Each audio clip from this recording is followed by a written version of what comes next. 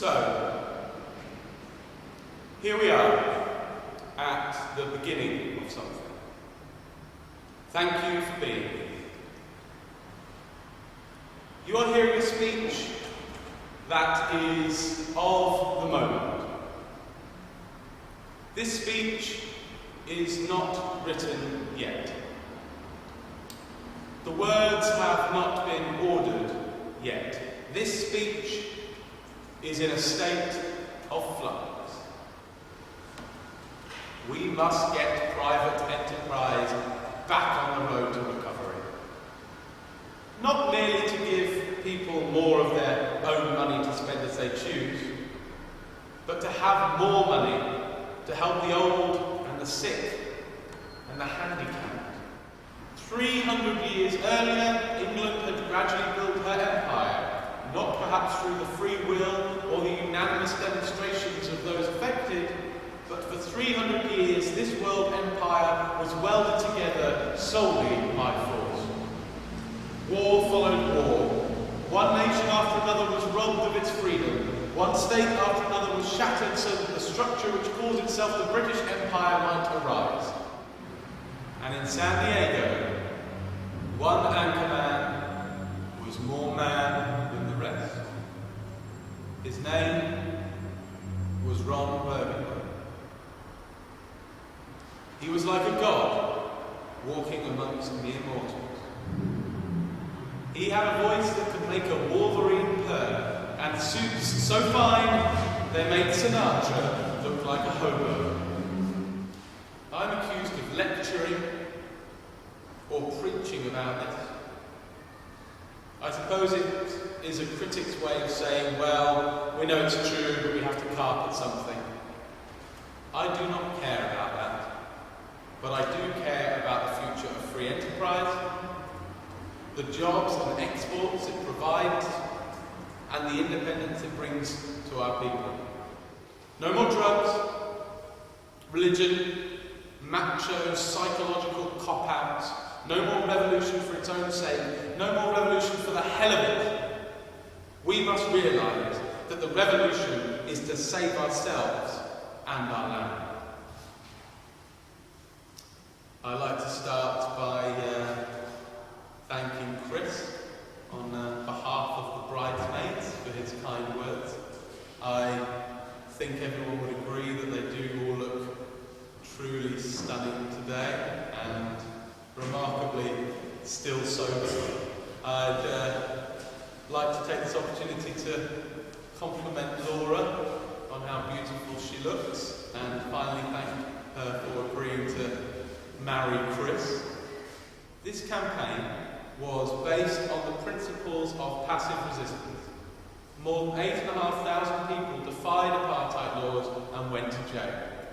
Yet there was not a single instance of violence in the course of this campaign on the part of any defier. You always say, oh, I'll get you later. But later never comes. And what really bothers me,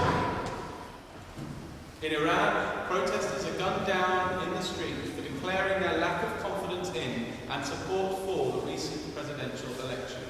And in this country, we are apparently not allowed to have an opinion that can be any way construed as being negative about Islam. Oh, says the noble Earl, let me play the line. I will roar so that it will do any man's heart good to him. I will roar so that I will make the Duke say, let him roar again, let him roar again. That which he venerates is still his own, though he has not realised it yet. He ought. He knows the sense of that grand word, though his analysis fails entirely to render account of it.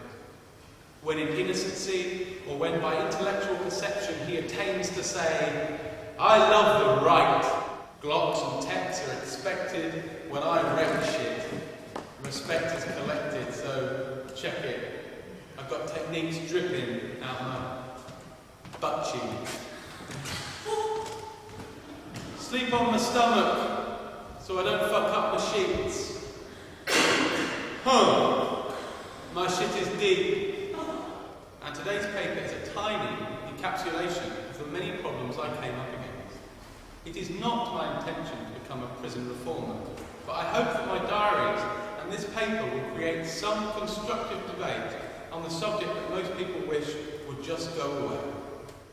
Americans by birth and Europeans in our rights, we find ourselves in the predicament of fighting with the Indians for the ownership of the land and contending with the opposition of invaders for the privilege of remaining in a country of our birth.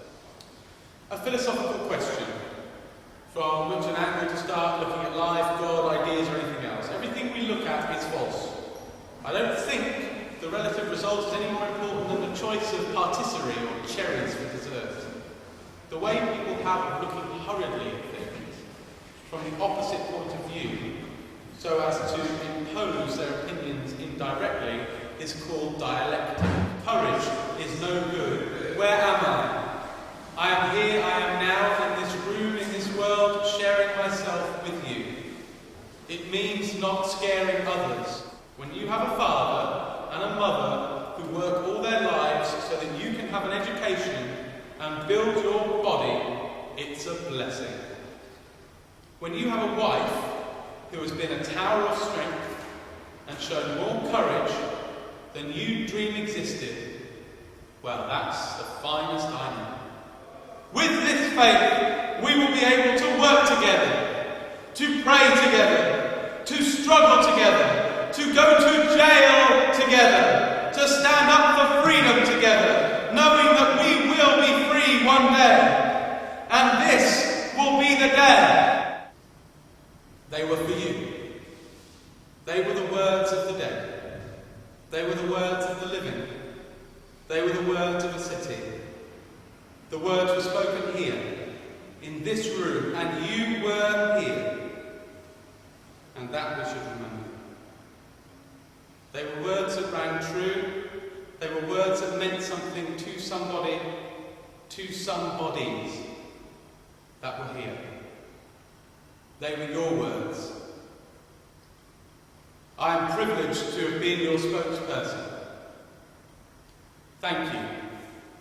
I am the speechmaker.